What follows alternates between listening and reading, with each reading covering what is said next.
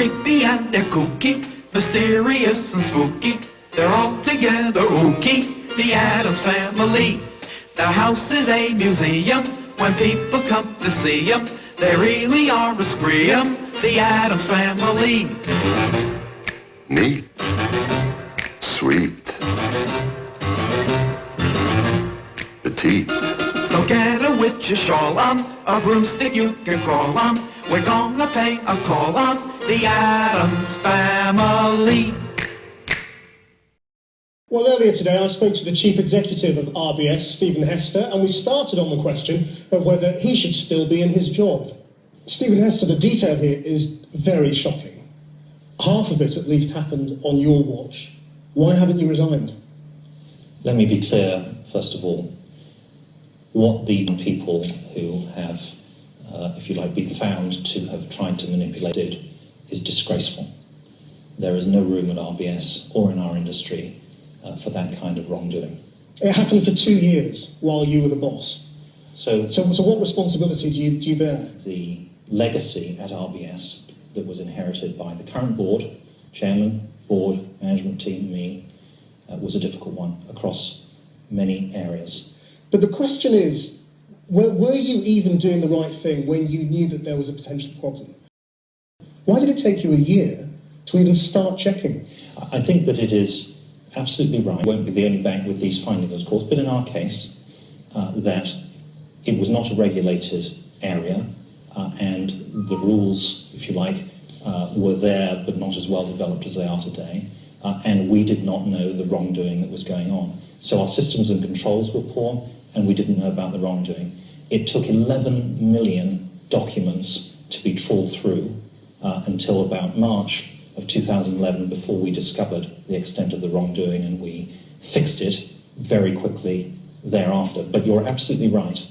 It took time to discover that wrongdoing, and the bank's systems and controls that had been in place for years were not brought up to snuff. And by the way, in a whole series of other areas, were also not up to snuff. And yet some of the wrongdoers seem to have got away with it. I mean, what happens to them? Are they just somewhere in the city working away, making millions? I think that it is important that the authorities look at any wrongdoers and reach conclusions about them. Bear in mind the context we're in. We're in a week in which a cabinet minister is going to jail for giving his wife some speeding points.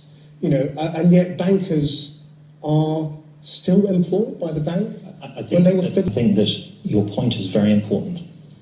Wrongdoing must be treated as such wherever it occurs, and penalties assigned according to the nature of the wrongdoing and so on.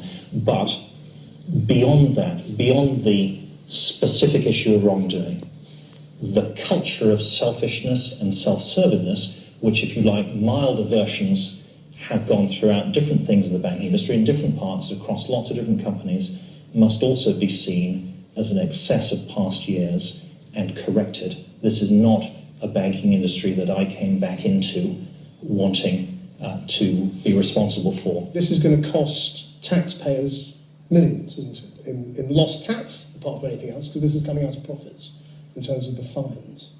What would you say to them? The damage from the history of RBS runs into tens of billions of pounds for different things.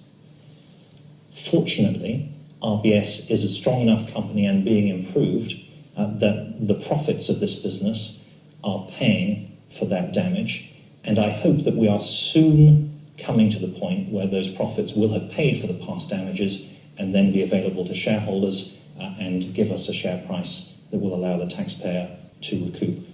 We are in, I think, the late stages of that. I don't control the stock market, but I believe that this awful event, which won't be the last difficult event, but this awful event is in the later stages of our cleanup, and that we are moving towards a point where RBS can be, if you like, the proper contributing company and bank that this country needs.